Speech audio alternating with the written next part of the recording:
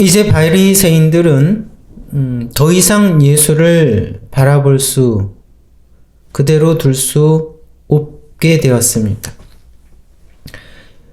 예수님이 예루살렘 입성 후 예수님의 행동은, 예수님의 말은 자기들의 입지를 위태하고 쪼그라들게 만들기 때문에 이제 더 이상 그대로 두고 볼 수 없게 된 것이죠. 그래서 이제는 그 유대의 지도자들은 본격적으로 예수님을 공격하기 시작합니다. 그것이 오늘 본문 마태복음 22장 15절, 이에 바리새인들이 가서 어떻게 하여 예수로 말의 올무에 걸리게 할까 상논했다라는 겁니다. 예, 본격적으로 음모를 꾸밉니다. 16절, 그래서 무엇을 했느냐? 자기 제자들을 헤롯 당원들과 함께 예수께 보내어 말하되, 예수님이여, 우리가 아노니 당신은 참되시고 참으로서 하나님의 도를 가르치시며 아무라도 꺼리끼는 일이 없으시니 이는 사람을 외모로 보지 아니하심이니이다. 먼저 아첨으로 시작하죠. 교활한 아첨으로 이렇게 다가갑니다. 그러면서 질문을 합니다. 17절. 그러면 당신의 생각에는 어떠한지 우리에게 이르소서. 가이사에게 세를 바치는 것이 가하니까 불가하니까 한데. 이것이 그들이 준비한 말의 함정입니다. 15절에 이제 어떤 말의 올무를 준비할까? 그들이 음모를 꾸몄다고 했죠. 바로 이것입니다. 가이사에게 세를 바치는 것이 가하니까 불가하니까 이거죠. 주님을 대적한다는 것 자체가 어리석은 거지요. 근데 다 어리석은 거지만 말씀이신 주님을 말로 공격을 한다. 참으로 아이러니한 거죠. 어찌하든 가이사에게 세를 바치는 것이 문제입니다. 여기서 세는 세금입니다. 세금. 그러니까 인두세죠. 당시의 인두세. 그래서 14세에서 65세라면, 그 사이에 사람이라면 누구라도 예외 없이 이 로마의 인두세를 바쳐야 했습니다. 그러니까 이제 그 질문은 사실 간단한 질문입니다. 우리가 그 인두세를 내야 합니까? 라는 간단한 질문이죠. 질문은 간단하지만 사실 그 질문은 답하기 어려운 그 시대의 유대 민족의 문제를 안고 있는 질문입니다. 유대인들의 입장에서는 로마의 나라를 빼앗기고, 그렇죠? 세금을 내야 한다는 것이 억울하고 분통이 터지는 일이죠. 못마땅한 일입니다. 근데 그뿐 아니라 지금 그 화폐에는 지금 데나리온이라고 나중에 나오는데 그게 이제 화폐입니다. 동전. 그 화폐에는 로마 황제의 형상이 새겨져 있습니다. 그리고 황제는 자신을 신격화하기 위해 그 동전에 신성한 아우구스토스의 아들 디베로 가이사라는 글귀를 새겨 놓았습니다. 뭐라고요? 신성한 아들 디베로 가이사. 신격화하는 거죠. 그래서 그 돈으로만 세금을 내야 했습니다. 그래서 그 돈으로 세금을 낸다는 것은 그 황제를 신으로 인정하라는 거에 굴복하는 것으로 여겨지게 되는 거지요. 그렇게 비치는 겁니다. 유대인들도 그러한 유일신의 그 신앙이 있지 않습니까? 그래서 그런 우상숭배에 굴복하는 것처럼 여겨지는 그 행동을 할 수가 없습니다. 특히 유대의 지도자들은 감히 그런 얘기를 백성들에게 말할 수 없지요. 그런 입장입니다. 그렇다고 그 잉두세를 거부하거나 내지 말자라고 말한다는 것도 어려워요. 왜 그렇습니까? 그것은 곧 로마의 반기를 드는 것이기 때문입니다. 그래서 여러분 그 16절에 바리새인들의 제자들이 헤롯 당원들을 데리고 함께 갔다고 했지 않습니까? 바로 그 이유 때문입니다. 헤롯 당원들은 그러니까 로마의 손과 발이 역할을 하는 민족의 반역자 같은 사람들이에요. 그래서 만약에 예수님이 세를 거부하는 듯한 발언을 하면 그들이 가만두지 않죠. 바로 고발을 해서 문제가 생길 것이기 때문입니다. 그래서 여러분 이 인도세를 내야 하느냐 말아야 하느냐 이것은 그들에게 시대적인 민족적인 문제였습니다. 난처한 문제였죠. 바리 지도자들에게. 근데 그들이 이 손뼉을 친 겁니다. 이 좋은 아이디어라고 생각한 거죠. 바로 그 문제를 이 예수께 떠넘기며, 그렇죠? 동시에 예수를 함정에 빠뜨리는 좋은 방법이라고 생각을 한 겁니다. 예수님께서는 그들의 그 속을 다 알고 계시죠. 그래서 18절 봅니다. 예수께서 저희의 악함을 아시고 가라사대 외식하는 자들아 어찌하여 나를 시험하느냐 라고 질책을 하시죠. 그러면서 뭐라고 하십니까? 19절 쇳돈을 내게 보이라 하시니 데나리온 하나를 가져왔거늘 예수께서 말씀하시되 이 형상과 이 글이 네 것이냐? 라고 묻습니다. 21절 그러니까 쉬운 대답이죠. 가이사의 것이니이다 라고 대답을 하자 예수님이 가라사대 그런즉 가이사의 것은 가이사에게 하나님의 것은 하나님께 바치라 라고 대답을 하죠. 그러니까 저희가 이 말씀을 듣고 아무 말도 못하고 돌아갑니다. 예수님의 이 답변으로 그렇죠? 가이사의 것은 가이사에게 하나님의 것은 하나님에게 바치라. 이 답변으로 그들의 그 함정은 수포로 돌아갑니다. 예수님의 근데 이 답변은 그 난처한 상황을 벗어날 수 있는 그런 지혜를 보여주는 것처럼 그렇게 보입니다. 물론 그렇게 됐죠. 하지만 예수님의 이 답변은 단순히 그 난처한 순간을 벗어나기 위해 예수님이 지혜를 발휘하신 것은 아닙니다. 이 답변은 바로 당시 그 유대 민족이 안고 있는 그 시대의 문제, 인두세를 내야 하는가 말아야 하는가에 대한 그들의 고민에 갈등에 예수님이 답변을 주신 것이죠.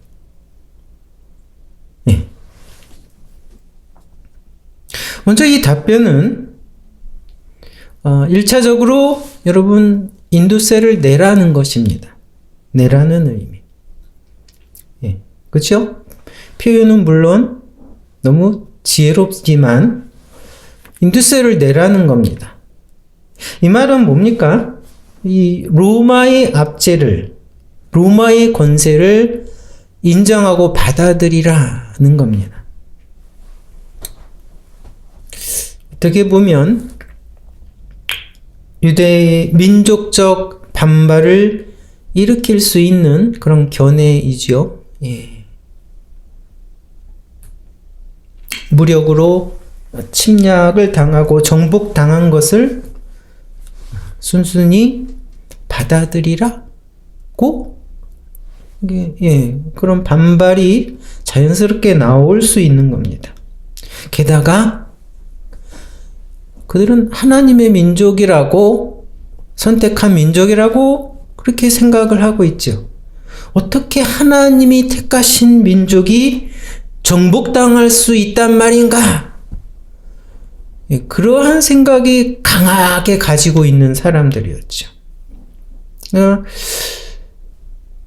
로마의 권세 압제를 받아들이고 순순히 굴복하라. 이게 어려운 겁니다. 그러나 하나님께서는 그 당시에, 그 시대에 그 세계를 지배할 수 있는 권세를 로마에게 허락하셨다는 겁니다. 유대 민족도 그 권세에 굴복하도록 하셨다는 겁니다. 그것이 그 시대에 하나님이 세운 질서이다라는 겁니다.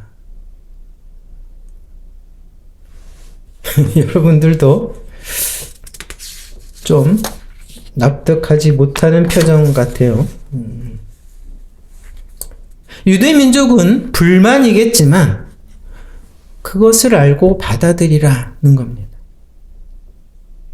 하나님은 그러한 질서 속에서도 그 뜻을 이루어 가신다라는 겁니다. 예.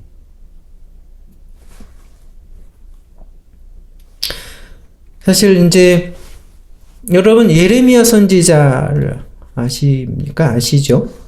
그 BC 6세기 바벨론이 세계의 제국으로 떠오르던 그 시대에 활동하던 선지자죠.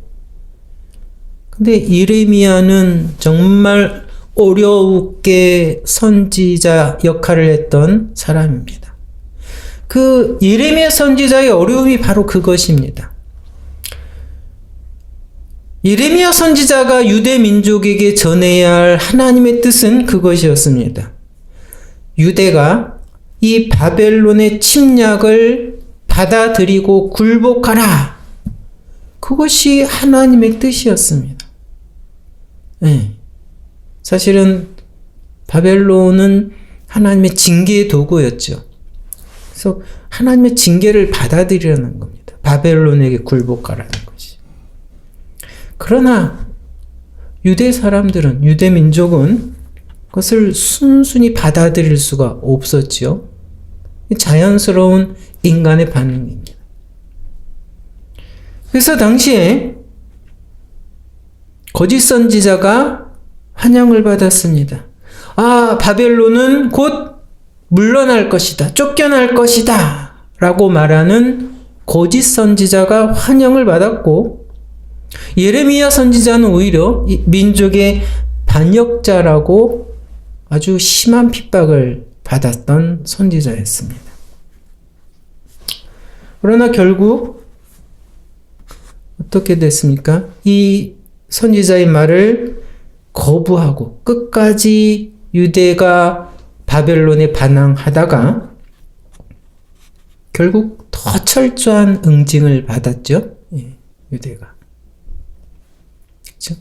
한 번의 굴복이 아니라 3차의 공격에 의해서 굴복을 당하니 얼마나 더 철저한 응징을 당한 거냐라는 겁니다.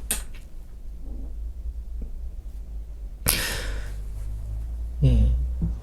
하나님은 때때로 이런 불의한 권세를, 그죠? 때로는 폭력적인 권세를, 때로는 독재자의 권세를 세우고 사용하시기도 한다라는 겁니다. 사실 역사에 많았죠. 많았습니다. 세상의 그런 모든 권세는 하나님의 허락하에 세워진다라는 겁니다. 성경은 그렇게 말합니다. 그것을 인정해야죠. 그래서 로마서 13장 1절에 각 사람은 위에 있는 권세들에게 굴복하라. 권세는 하나님께로 나지 않음이 없나니 모든 권세는 다 하나님의 정하신 바라라고 선포하고 있지 않습니까? 그러나 우리는 그러한 질서를 그렇죠? 쉽게 받아들이지 못합니다. 왜 그런 권세, 불의한 권세에 내가 복종해야 돼? 왜 참아야 되지? 이해합니다. 자연스러운 반응입니다. 왜 가만히 있어야 돼? 오히려 하나님 내게 힘을 주세요. 우리에게 권세를 주세요. 능력을 주세요. 우리가 바로 세우게 하세요. 이렇게 당장 반응을 합니다. 우리가 바로 세우게 해주세요. 라고 생각을 하는 것이 일반적이죠.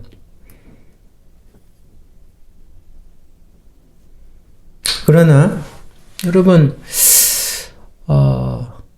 물론 그러한 폭력적이고 불의한 권세를 하나님이 좋다고 말하시는 것은 아닙니다. 네. 그러한 권세를 세우고 사용하신다라는 겁니다. 그러한 불의한 권세를 응징하는 때가 있습니다. 그러나 그런 권세를 응징하고 그 시대를 뒤집는 것은 하나님의 일이에요. 하나님의 일.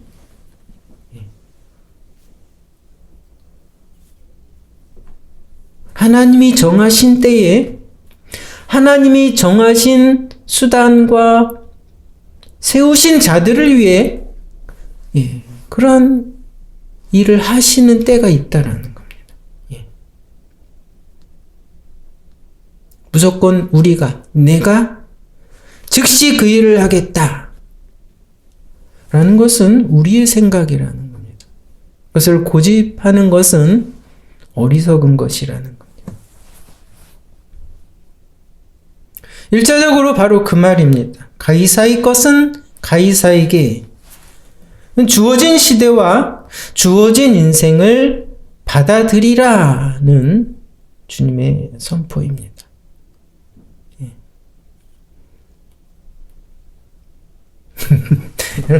마음에 들지 않는 표정입니다. 자, 그렇다고 여러분, 주어진 시대와 인생을 받아들이라. 이것은 또 한마디로 각자 주어진 인생을 통해서 하나님께 드려져야 하는 것이 있다라는 겁니다.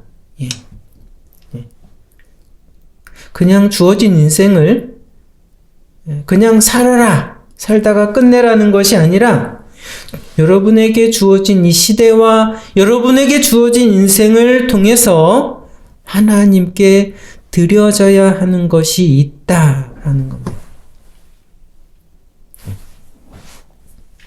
여러분, 아브라함을 잘 아시죠?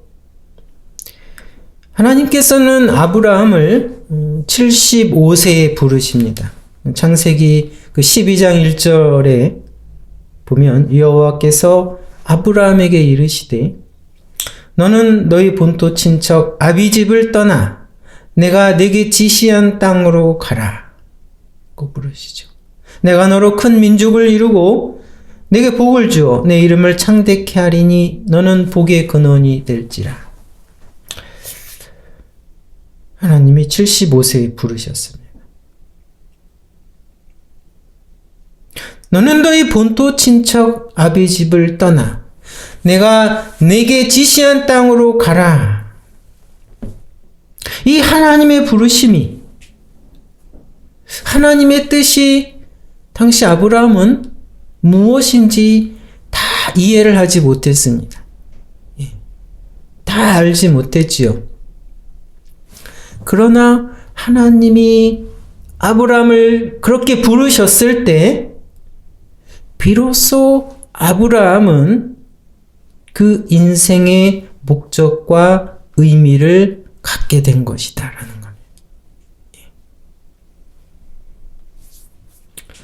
여러분, 가나안 땅을 향해 떠난다는 것이, 그죠?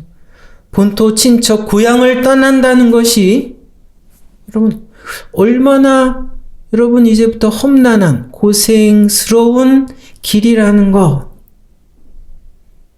다 알지 못했습니다. 아마 예상할 수 있겠지요. 그러나 얼마나 힘들고 얼마나 어렵다는 것이 그것이 그렇게 중요한 것이 아닙니다. 하나님이 그를 부르신 것, 떠나서 내가 지시한 땅으로 가라. 그 부르심이 비로소 아브라함에게 정말 살아야 하는 이유와 목적이 된 것입니다. 하나님으로부터 삶의 이유와 목적이 비로소 주어진 것이다 라는 겁니다.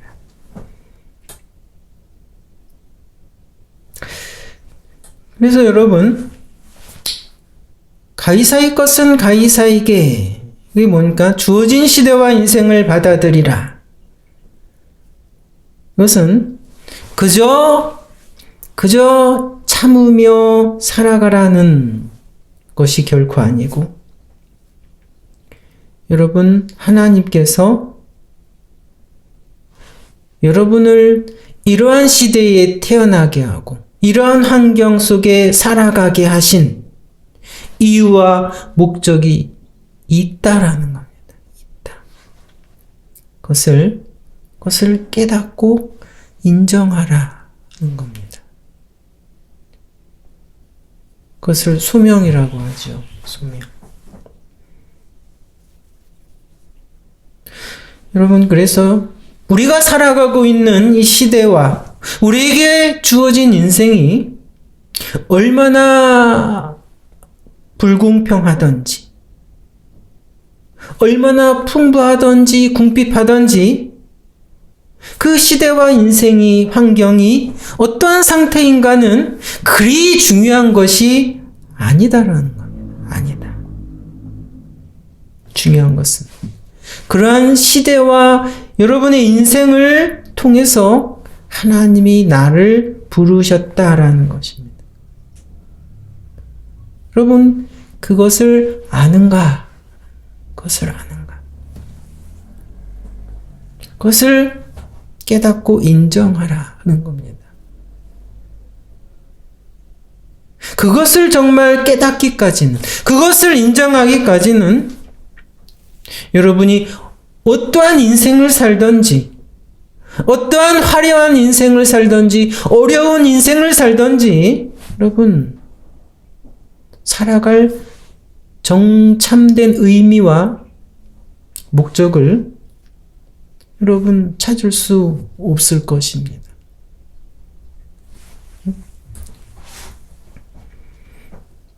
그래서 주님이 뭐라고 답변을 하셨습니까?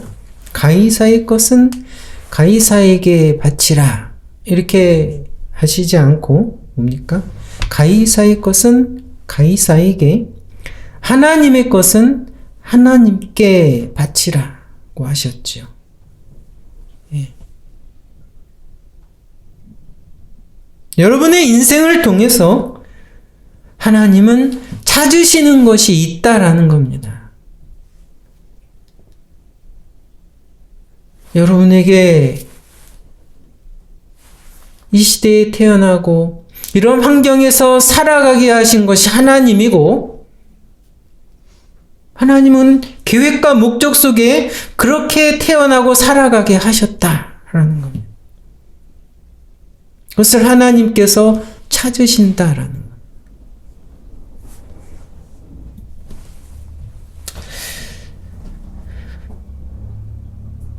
모두가 한 줌의 흙으로 돌아가는 거죠. 그것이 인생입니다만, 여러분,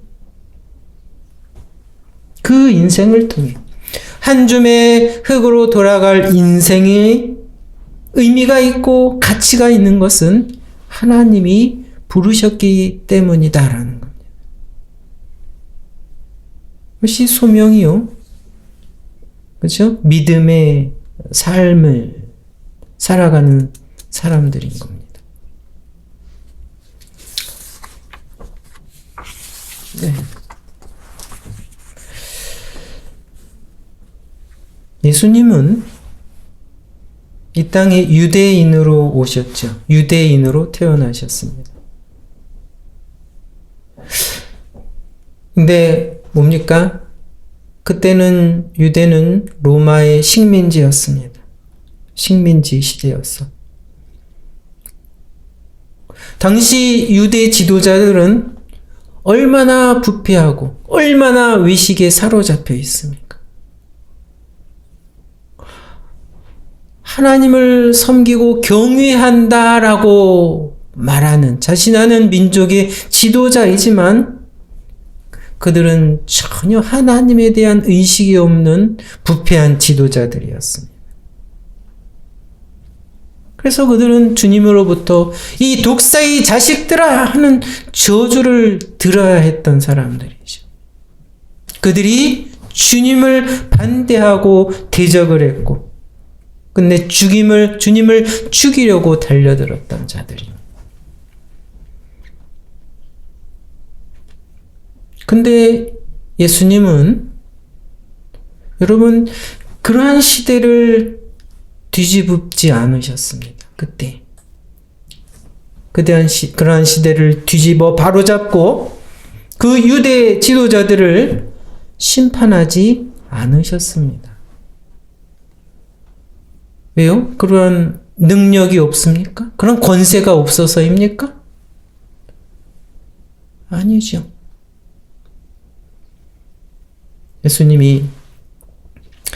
하나님이 그러한 시대에 예수님이 그러한 인생으로 태어나게 하신 목적이, 이유가 바로 그것이 아니라는 겁니다. 시대를 뒤집고 그렇죠? 그를 심판하는 것이 예수님이 그때 오신 이유와 목적이 아니라는 것을 예수님은 분명히 알고 계셨기 때문입니다.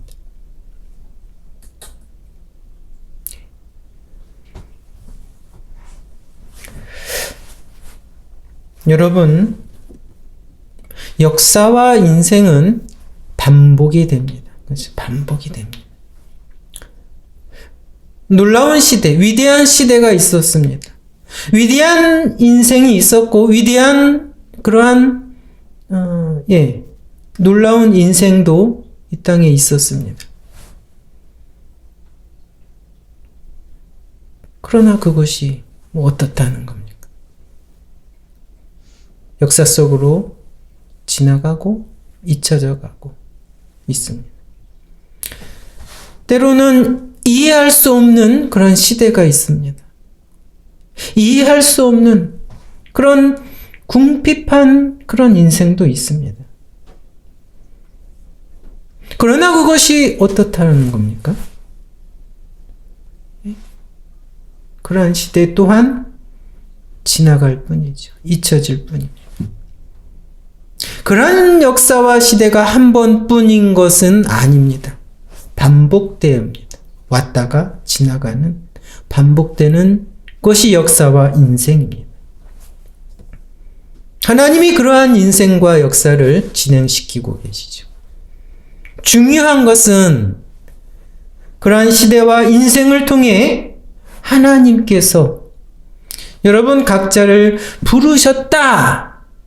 여러분 그것을 안 알고 사느냐라는 겁니다.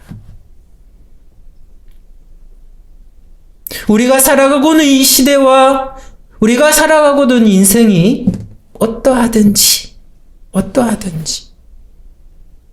여러분 그러한 시대와 인생을 통하여 하나님이 여러분을 부르셨다. 것을 아십니까? 인정하십니까?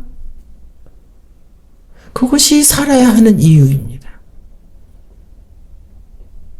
이 시대가 여러분 우리의 인생이 얼마나 유동하든지 그죠? 파도와 같이 유동하고 산을 흔들든지 상관이 없습니다. 하나님이 그러한 시대와 인생을 통해서 여러분을 부르셨다는 것을 알기만 한다면, 인정을 한다면 상관이 없습니다. 그러한 시대를 살아갈, 참고 인내할 충분한 이유가 된다는 겁니다.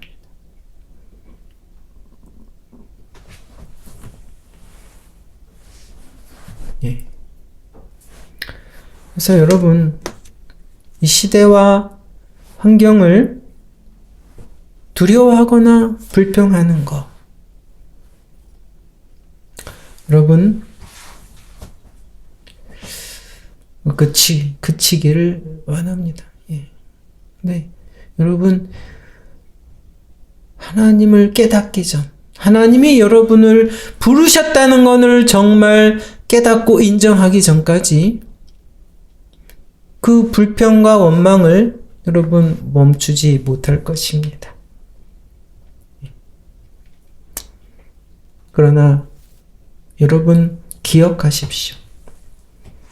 기억하십시오. 하나님은 여러분 그저 우리를 이 시대에 이러한 인생을 살게 하신 분이 아니라는 것을.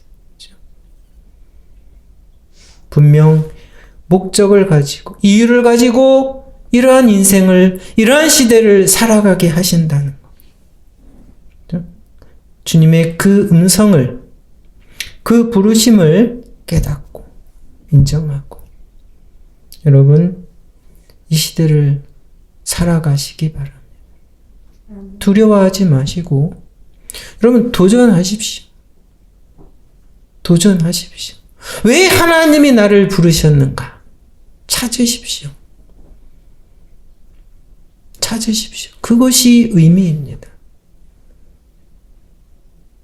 그것은 실패 없는 도전입니다. 그런 믿음의 삶을 살아가는 우리 모두가 되기를 바랍니다.